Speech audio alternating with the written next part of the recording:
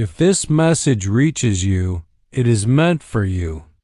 For anyone seeking inner peace today, you are not the mind. Listen, there are moments in life when a single realization changes the direction of everything, not gradually, not slowly, but instantly, like a switch flipping inside your consciousness. This is one of those moments, because the truth you are about to hear is not information, it is recognition. And once recognition happens, you cannot unknow it. When Jesus said, "I am the way, the truth, and the life," he was not making a religious claim. He was not asking for worship. He was not establishing a belief system. He was revealing an identity, the deepest identity any human being can awaken to. And this is the part most people never realize, that identity was never exclusive to him. Jesus did not come to be admired.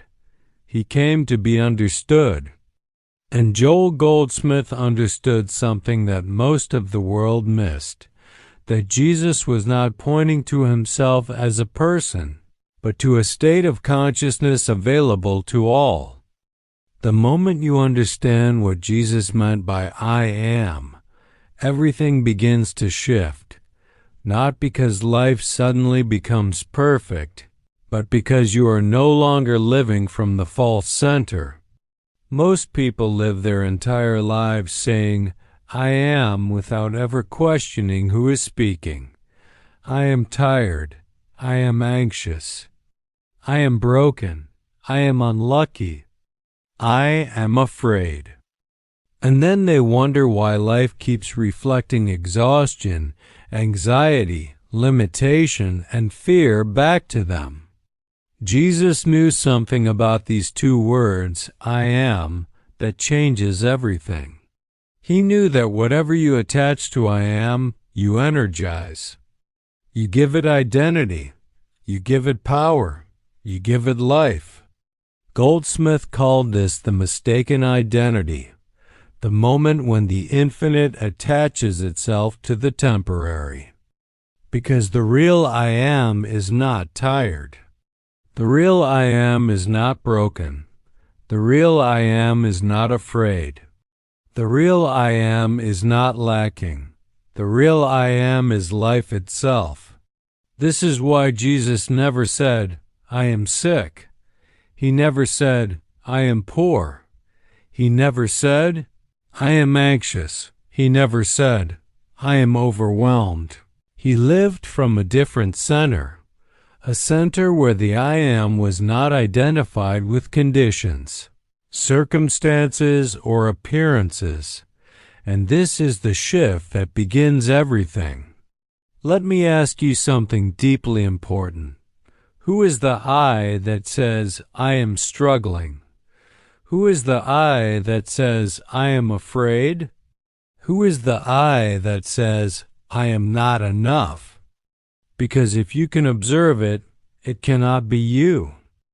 Goldsmith taught that the moment you step back and notice the thought, the emotion, the condition, you have already moved out of it. You have already returned to the true "I am," the awareness behind the experience. This is not philosophy. This is practical transformation. Let me tell you a real-life truth. A man in his late 40s lost his job, his savings, and almost his marriage within the same year. Every prayer he made sounded like this: "God, please fix this. God, please help me. God, please change my situation." Nothing moved. Nothing shifted. The pressure only increased. One evening, exhausted, he whispered aloud, "I am finished." And then something stopped him cold. He realized what he had just done. He had attached "I am" to defeat. That night, instead of begging, he sat quietly and asked a different question. Who is the I that says I am finished? In that moment, something inside him loosened. He wasn't suddenly confident. He wasn't suddenly hopeful, but he was present. For the first time in months, he wasn't fighting life. He was watching it.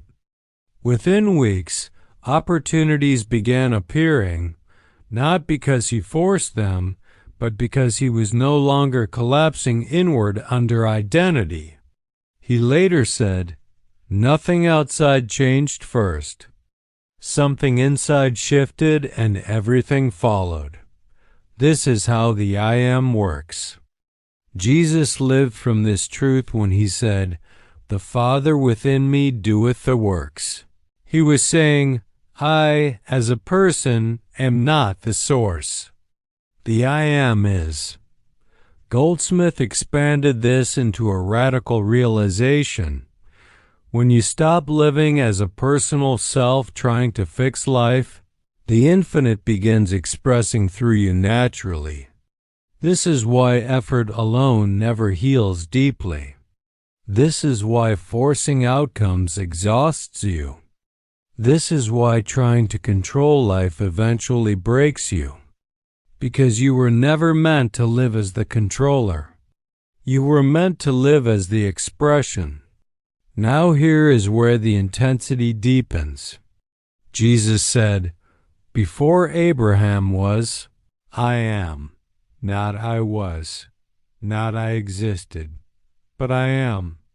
This single statement places identity outside time, outside history, outside the body, outside the story. Goldsmith said it plainly, "You do not become eternal. You awaken to the eternity you have never left. The pain you experienced happened in time. The trauma happened in time. The mistakes happened in time. The regret lives in time. But the I Am has never entered time."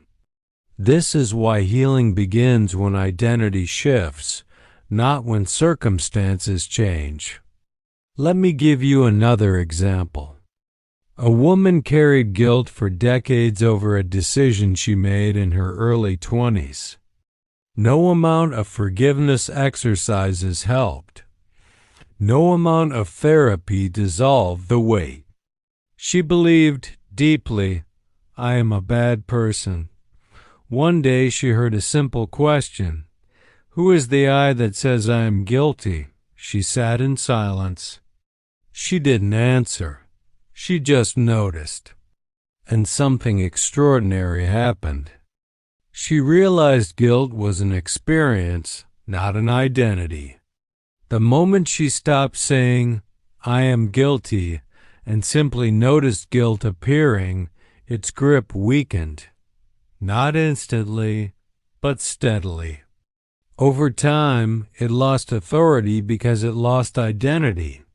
This is the power of returning to I Am without conditions. Jesus demonstrated this again and again. When storms raged, he did not fight the storm.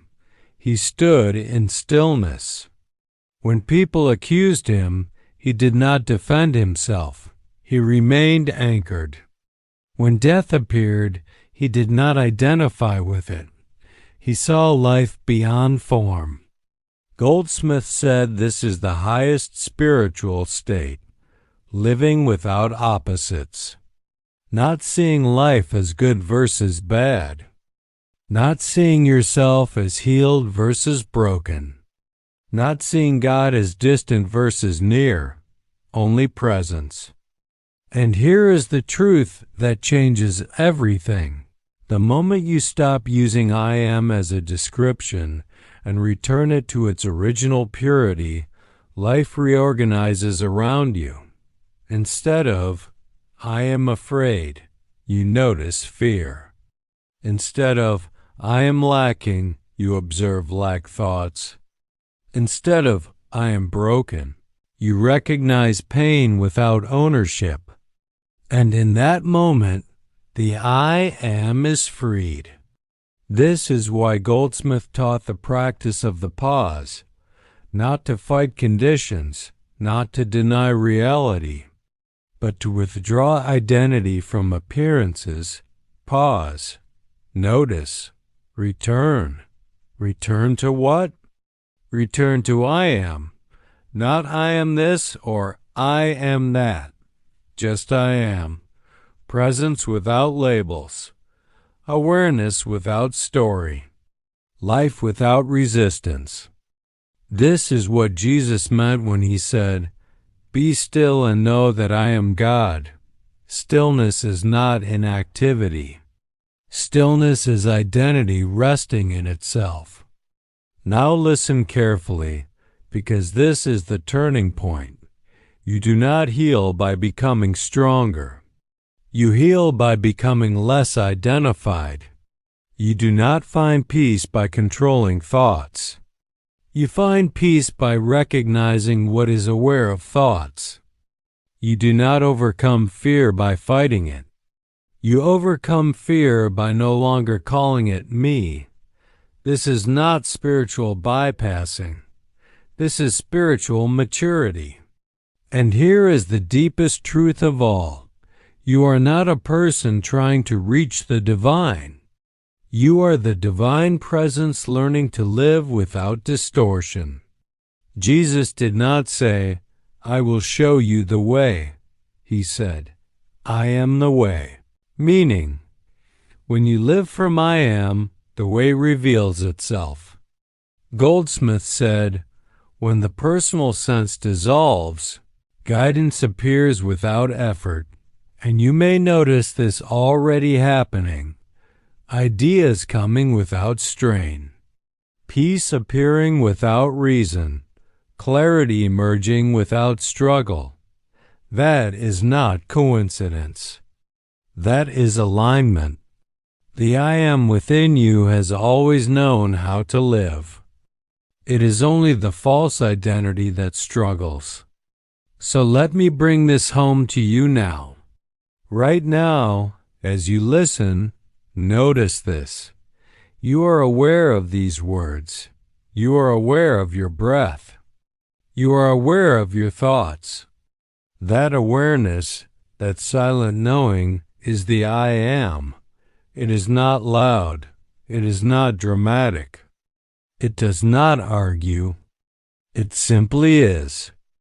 And the moment you rest there, even briefly, life begins to respond differently. Not because you forced it, but because you return to the source. If this message touched something deep inside you, write in the comments, "I am awake to my true self." And if you want more teachings that turn ancient wisdom into lived experience, teachings that help you stop seeking and start remembering, subscribe and stay with this path. Because once you understand what Jesus meant by I am, nothing remains the same.